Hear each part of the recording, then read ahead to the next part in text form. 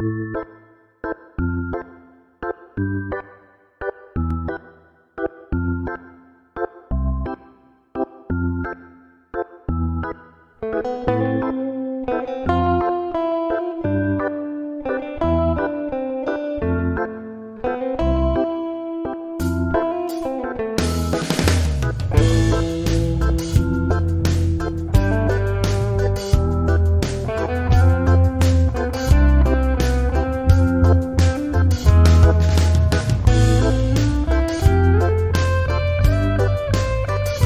avons abattu un travail extraordinaire pour amener Kédougou au même pied d'égalité que les autres régions. Il y a 7 ans, on ne pensait pas qu'un gynéco allait venir à Kédougou. On perdait jusqu'à 35 femmes par année.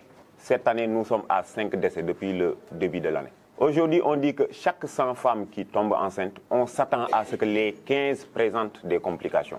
Donc c'est vraiment dommage que cette situation soit arrivée. Et au moment où les gens ont fait un grand pas en avant,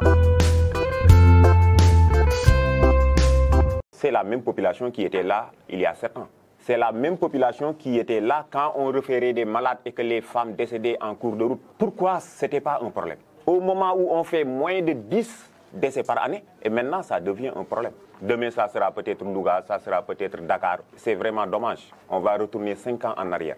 Le bloc est fermé depuis 7 jours. Aujourd'hui, toutes les femmes qui doivent accoucher, on les réfère à 250 km. Depuis lors, nous avons eu à évacuer 6 femmes. Les 3 ont accouché en cours de route. On sait que ce n'est pas possible.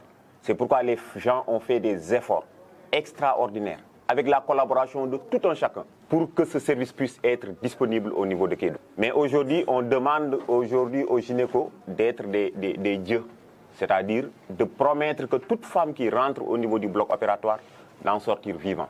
Et je pense qu'on n'a pas cette divinité.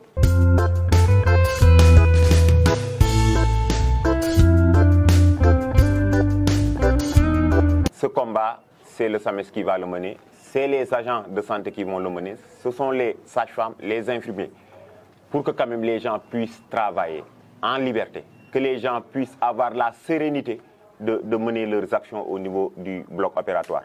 Hier, les gens nous disaient qu'il faut maintenant arrêter la grève parce qu'ils sont en liberté provisoire. Non, c'est maintenant qu'on commence le combat. Ces gens, on devait les mettre en service d'un psychologue depuis le début, parce qu'ils ont subi un traumatisme. Malheureusement, au lieu de ça, ils ont été incarcérés.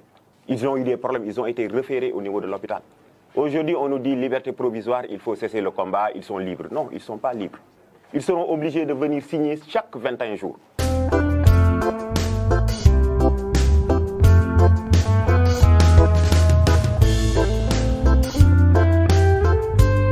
Ce combat sera mené jusqu'au jour où ils comprendront qu'ils ont fait des erreurs et qu'ils blanchissent nos collègues. Donc je pense que ce n'est que le début. On a reçu beaucoup d'appels, on a reçu beaucoup de tractations pour nous dire qu'il faut arrêter. Mais ce qu'on fait, c'est pour l'intérêt de la population. Aujourd'hui, il y a beaucoup de manquements.